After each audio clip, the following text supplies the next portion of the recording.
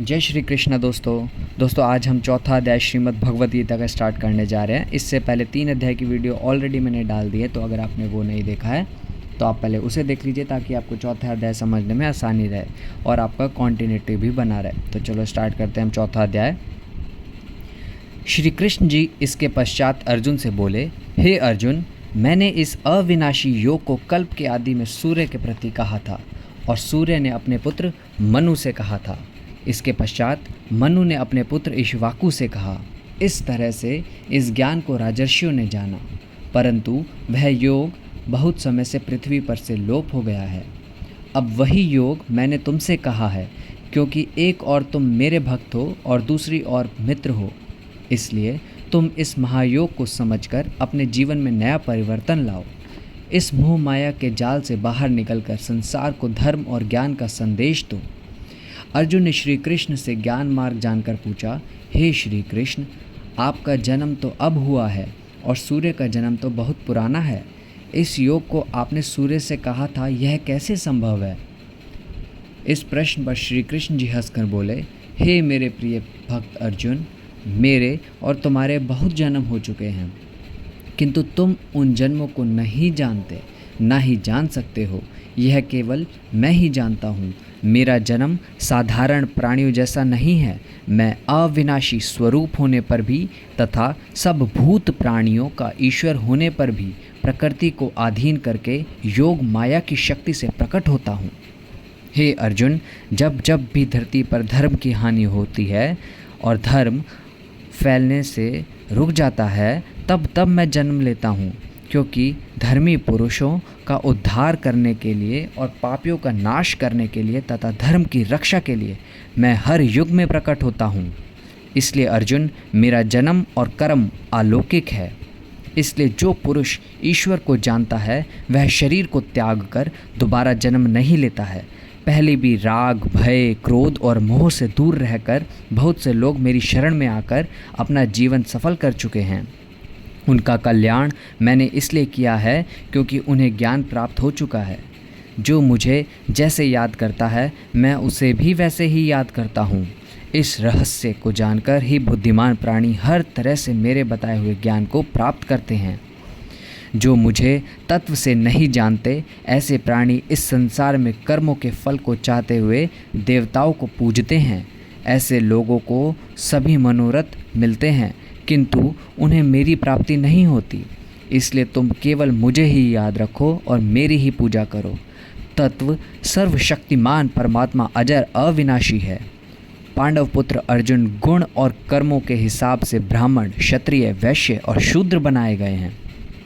उनका कर्ता मैं ही हूँ, क्योंकि हर प्राणी के कर्मों का फल उसे मिलता है। जैसे कोई कर्म करता है मैं उसके भाग्य में वैसा ही लिख देता हूँ। इसलिए तुम पूर्वजों द्वारा सदा से किए हुए कर्म ही करो। परंतु कर्म क्या है, अकर्म क्या है, इस विषय पर बुद्धिमान प्राणी भी उलझ जाते हैं। कर्म का स्वरूप भी जानना व बुरे कर्मों का ज्ञान प्राप्त होना चाहिए तथा निषिद्ध कर्म के बारे में जानना चाहिए, क्योंकि कर्म की गति गहन है। जो प्राणी कर्म में अर्थात अहंकार से दूर की हुई सारी चेष्टाओं में अकर्म अर्थात वास्तव में उनका ना होना बिन देखे, और जो प्राणी अधर्म में भी अर्थात अज्ञान प्राणियों द्वारा किए हुए सारी क्रियाओं के त्याग में भी कर्म को यानी त्याग रूपी क्रियाओं को देखे, वह ही बुद्धिमान होता है। हे अर्जुन, जिसके सारे कार्य कामना और संकल्प से दूर हैं, ऐसे अज्ञान रूपी आग द्वारा भस्म हुए कर्मों वाले प्राणियों को ज्ञानी लोग भी पंडित कहते हैं। जो पुरुष संसार से दूर भगवान के लग्न में लगे हुए हैं, उसी को अपना संपूर्ण जीवन समझते हैं। वे कर्मों के फल अर्थात कर्तव्य अभियान को त्याग कर कर्म के साथ अच्छी तरह बर्ताव करते हुए भी कुछ नहीं करते हैं। जिन्होंने शरीर और अंतःकरण को जीत लिया है और सारी संभोग सामग्री त्याग दी है, ऐसे प्राणी यदि शरीर संबंधी कर्म को करते भी हैं, पापी नहीं कहलाते। अपने आप जो कुछ प्राप्त होता है, जो कभी मिलता है, उसी से संतुष्ट रहने वाले, ईर्ष्या जलन से दूर रहने वाले प्राणी कर्मों की मार से भी बंधते नहीं हैं, क्योंकि आसक्ति से रहित ज्ञान में डूबे हुए मन वाले यज्ञ के लिए आचरण करते हुए युग पुरुषों के सारे कर्म नष्ट हो जाते हैं। यज्ञ के लिए आचरण करने वाले प्राणियों में से कोई तो इस भाव से यज्ञ करता है कि अर्पण ही ब्रह्मा है और हवन करने योग्य द्रव्य भी ब्रह्मा है, और उसी ब्रह्मा का रूप हवन कुंड भी है। हवन सामग्री भी जब आग में डाली जाती है वह भी ब्रह्मा की है। इसलिए ब्रह्मा रूप कर्म में समाधिस्थ हुए उस पुरुष द्वारा जो प्राप्त होने योग्य है वह भी ब्रह्मा ही है। और दूसरे भोगी लोग देवताओं के पूजन रूप यज्ञ को ही अच्छी तरह से पूजते हैं, और अन्य ज्ञान लोग इस ब्रह्मा ईश्वर रूपी आग में ही यज्ञ के द्वारा इसमें हवन किया करते हैं।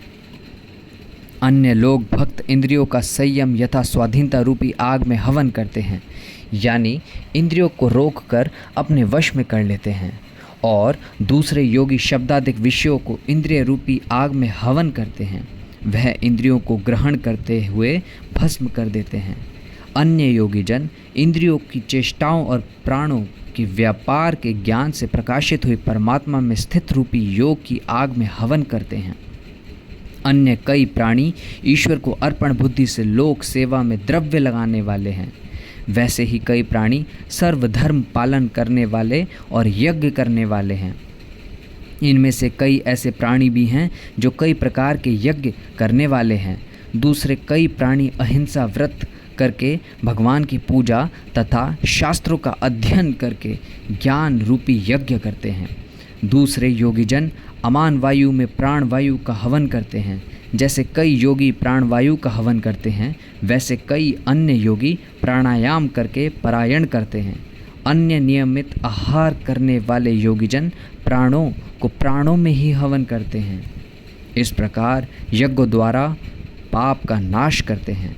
हे पार्थ, यज्ञों के परिणाम रूप ज्ञानामृत को भोगने वाले योगीजन सनातन पर ब्रह्मा परमात्मा को प्राप्त होते हैं।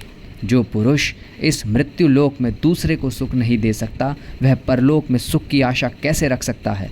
ऐसे बहुत प्रकार के यज्ञ वेद में लिखे गए हैं। उन सब के शरीर, मन और इंद्रियों को क्रिया द्वारा ही उत्पन्न होने वाले ज्ञान तत्व को जानकर निष्काम कर्म योगी द्वारा संसार बंधन से मुक्त हो गए हैं। हे अर्जुन, सांसारिक वस्तुओं से सिद्ध होने वाले यज्ञ से ज्ञान रूपी यज्ञ सब प्रकार से श्रेष्ठ है, क्योंकि संपूर्ण यज्ञ मात्र कर्म ज्ञान में शेष होते हैं, अर्थात ज्ञान उनकी पराकाष्ठा है।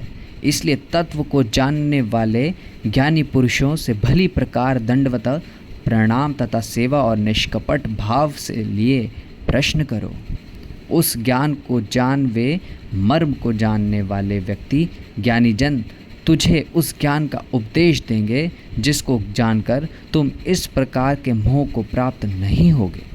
और हे पांडव वीर, जिस ज्ञान के द्वारा सर्वव्यापी अनंत चेतन रूप हुए अपने अंतर्गत बुद्धि की शक्ति से सारे भूतों को देखोगे और उसके पश्चात मेरे में पूरे विश्व के ज्ञान को देखोगे, यदि तुम सब पापियों से भी अधिक पाप करने वाले हो, फिर ज्ञान की शक्ति में इन पापों से मुक्त हो सकते हो।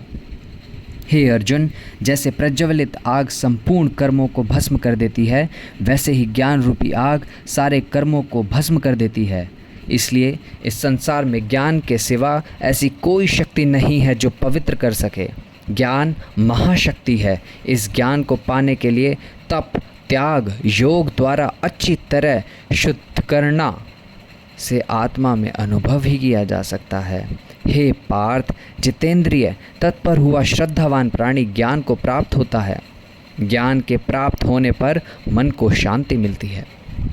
ऐसे ही भगवत विषयों को ना जानने वाले तथा श्रद्धाहीन प्राणी परमार्थ से भ्रष्ट लोगों के लिए ना तो सुख है और ना ही शांति, ना ही परलोक है, अर्थात लोक और परलोक दोनों उसके लिए भ्रष्ट हो जाते हैं। जिसने समत्व बुद्धि रूप योग द्वारा भगवत अर्पण कर दिया हो, जिसके सारे कर्म अज्ञान द्वारा नष्ट हो गए हों, इनके विषय में तुम इतना ही सोच लो कि वे क्या ही कर सकते हैं।